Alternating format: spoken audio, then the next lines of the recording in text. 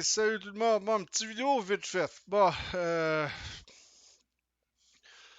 on entend beaucoup parler de la PlayStation 5 Pro. Moi, je vais vous parler des menteries que les constructeurs vous racontent. Déjà en partant, on pourrait commencer par la première menterie. Quand vous achetez une PlayStation 5 standard,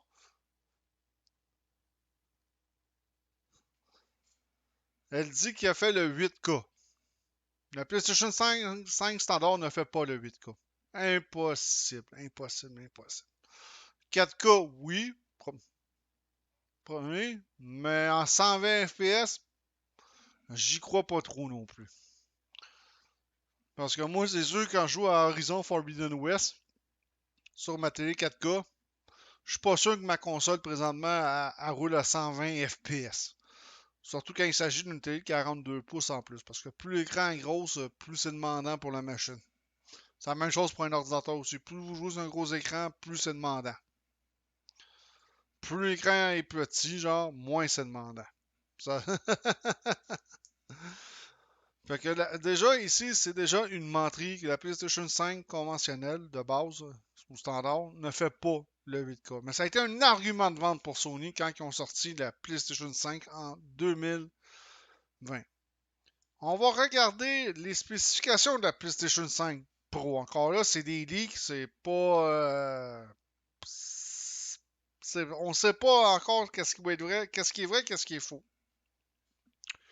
Là, il faut s'attendre que la PlayStation 5 Pro, ça va être le même hardware que la PlayStation 5. Ça va être la même chose.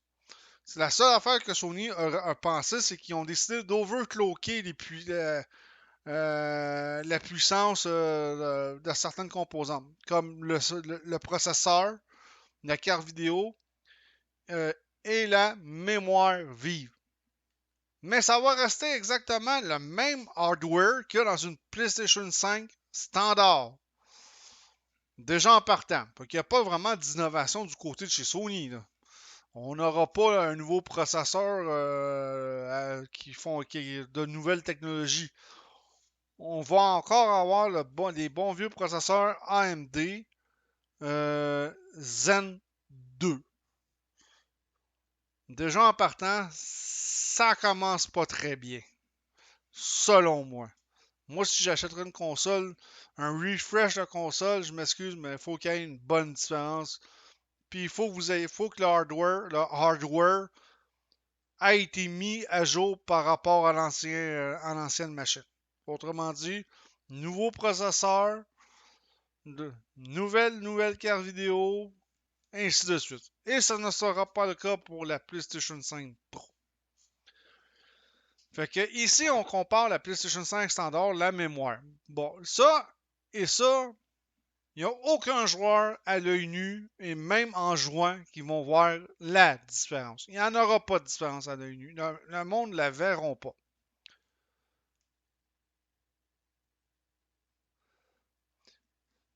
Ici, on a la preuve que c'est que j'avance. Le CPU,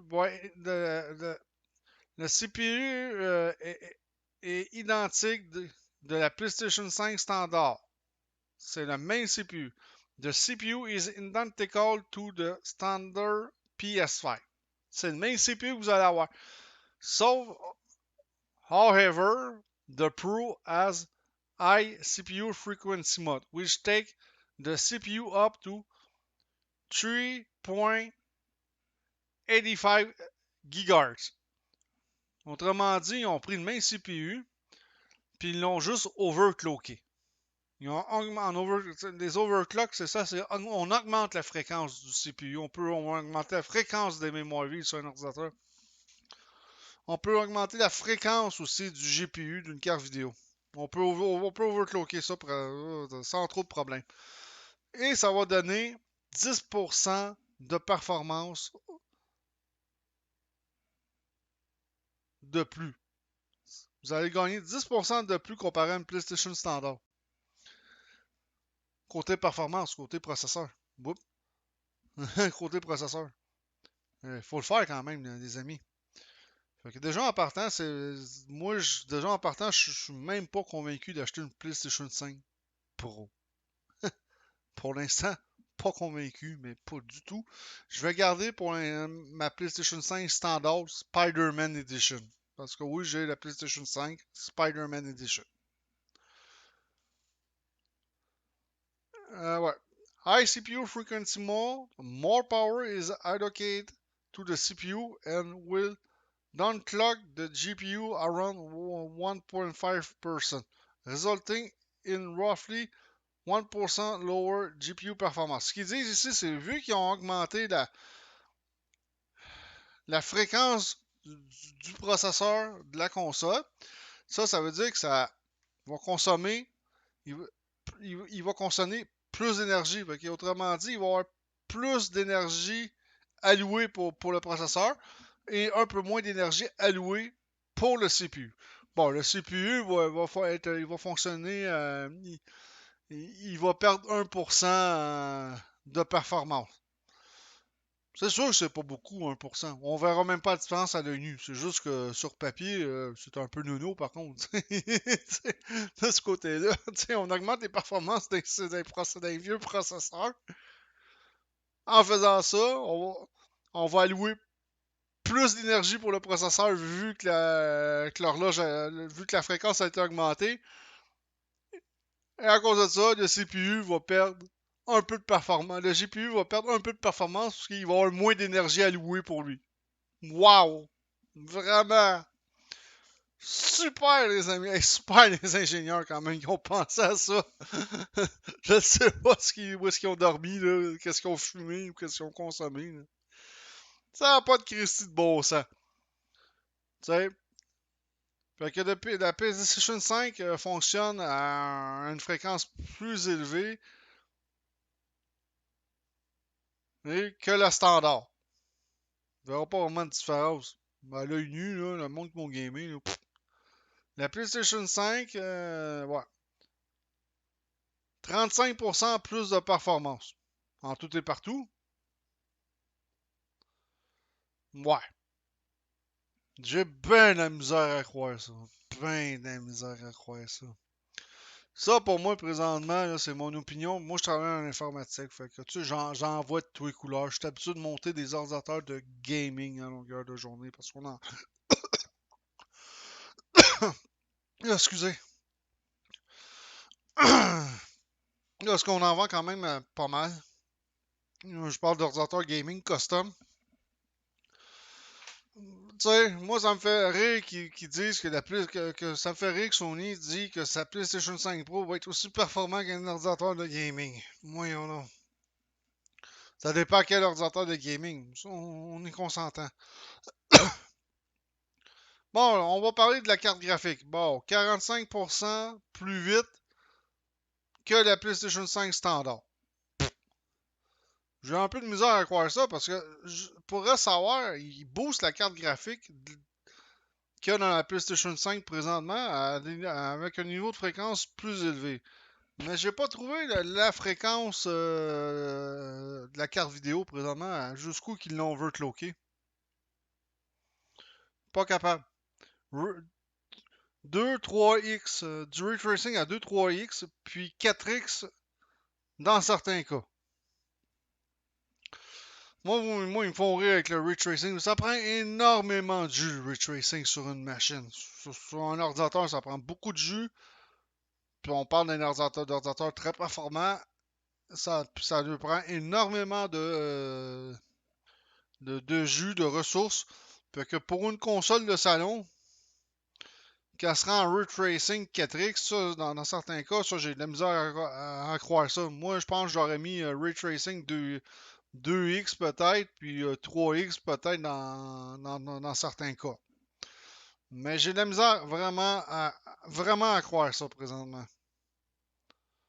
Bon, 33.5 teraflops. Et PlayStation a son propre logiciel d'upscaling, un peu comme Nvidia avec la technologie DLSS, qui sert à améliorer les graphiques. PlayStation a sorti sa propre technologie qui s'appelle le PSSR, PlayStation Spectral Super Resolution Upscaling, Upscaling Anti-Aliasing Solution. Bon, on va voir ce que ça va donner, cette technologie-là. Ça a l'air que ça serait géré par une intelligence artificielle. Apparemment. Pour le reste, j'en sais pas plus, parce qu'on n'en sait pas vraiment beaucoup de ce côté-là. Support for resolution up to 8K is planned for the future SDK version. Moi, j'ai bien la misère qu'on va atteindre le 8K. Surtout avec du vieux hardware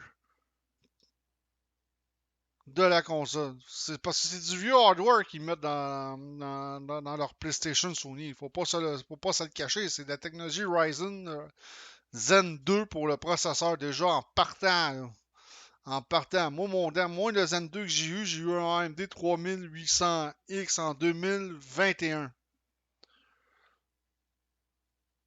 En 2021. Même avant ça, même. Moi, non, en 2021, ouais, j'avais acheté mon 3000. Je l'avais acheté au début de 2021, mon 3800X, ou dans le courant de. Attends, je pense que j'ai encore la facture. Ah non, je l'ai acheté quasiment au printemps 2021. Mon AMD Ryzen, c'était un Ryzen 7 3800X en Zen 2. Fait que, tu sais, on est rendu en 2024. On parle de sortir un refresh de la PlayStation 5, plus performant, mais avec le même hardware qu'ils ont mis en 2020 dans la PlayStation 5 standard. Moi, je vois vraiment pas présentement là, pourquoi que je dépenserais du fric pour ça. Fait que ils vont mettre un disque dur de 1 TO, ça il était temps.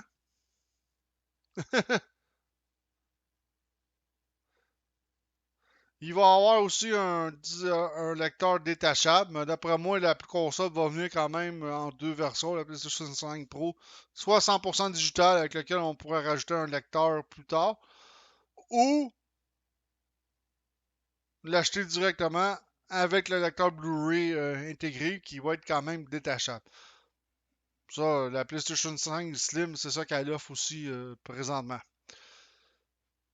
Currently, the PlayStation 5 Pro is running on SDK 9 and SDK 10. Is expected in fall 2024, which is the current target release date for of the console. Bon, ok, elle va sortir seulement à cet automne. Bon, pour conclure la vidéo vite fait, c'est sûr que c'est pas la vidéo le plus génial que j'ai faite. Si vous avez une PlayStation 5 standard, moi, personnellement, je ne dépenserais pas pour avoir une PlayStation 5 Pro. Parce que la PlayStation 5 Pro, elle va se vendre plus cher. Moi, je m'attends à ce qu'elle va se vendre facilement entre 100$ puis 150$ de plus. Je sais qu'en Europe, elle est supposée se vendre 100€ de plus qu'une PlayStation 5 standard. Fait que ici, 100€, là, on est à peu près à 150 patates canadiens. Fait que je m'attends à ce que la PlayStation 5 Pro se vende 150$ de plus. Autrement dit, vous allez payer 150$ de plus pour avoir la même chose, les mêmes pièces, même CPU, même GPU, même mémoire vive, mais avec des fréquences plus élevées.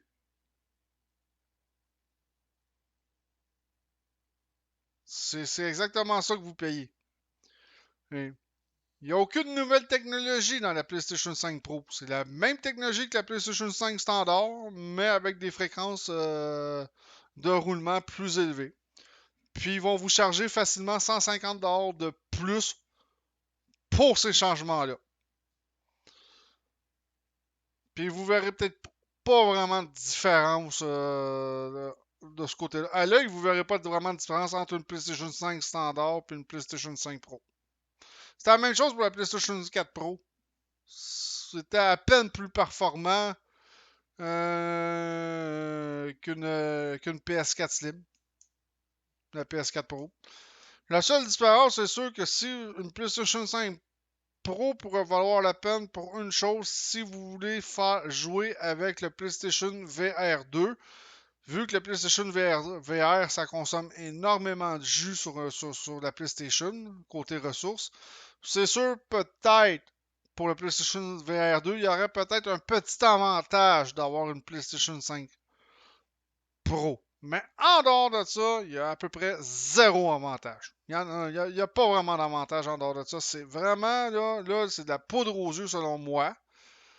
Fait que moi, je vous le dis en concluant mon vidéo, si vous avez une PlayStation 5 standard, vous avez payé quand même assez cher.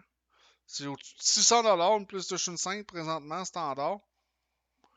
Mais allez pas vous faire défoncer le cul pour acheter une PlayStation 5 Pro. Ça vaut même pas la peine que vous rapportez votre PlayStation 5 standard chez eBay Games. Euh, C'est sûr, vous allez bénéficier d'un rabais. Ça, c'est clair, net et précis. Vous allez quand même bénéficier d'un rabais. Mais ça reste quand même, vous allez quand même le payer relativement assez cher, pareil, votre PlayStation 5 Pro, même si vous rapportez votre PlayStation 5 standard. Fait que ça ne vaut pas la peine. La PlayStation 5 Pro, c'est une PlayStation 5 standard, mais overclockée. C'est tout ce que c'est ça. Fait que là-dessus, je vous dis ciao tout le monde, à la prochaine.